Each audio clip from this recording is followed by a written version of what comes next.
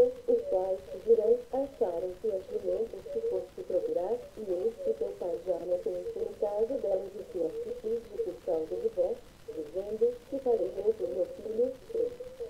Quando dali passares adiante, chegares ao carvalho de Tabor, ali se encontrarão 3 homens que vão subindo a Deus a Betel e levando 3 cabritos, outros 3 bolos de pão e outro odre de vinho, 4.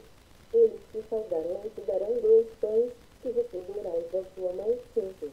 Então subirás a Gibeá, onde está a porção dos filisteus, e ao descer entrando na cidade, encontrarás um grupo de profetas que descem do alto, precedidos de saltérios, e tambores, e flautas, e harpas, e eles estarão profetizando 6.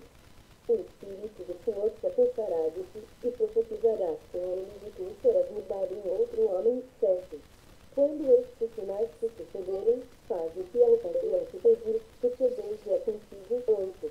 Tu, porém, descerás adiante de mim a Gilgal, e eis que eu descerei a ti, para sacrificar o holocausto e para apresentar ofertas pacíficas, 7 dias esperarás, até que eu venha ter contigo e te declare o que hás de fazer, 9. Sucedeu, pois, que, virando que ele para despedir-se de Samuel, Deus lhe mudou o coração, e todos estes sinais se deram naquele mesmo dia, 10. Chegando eles a Gibeá, eis que um grupo de profetas lhe saiu ao encontro, o espírito de Deus se apossou de Saul, e ele profetizou no meio deles.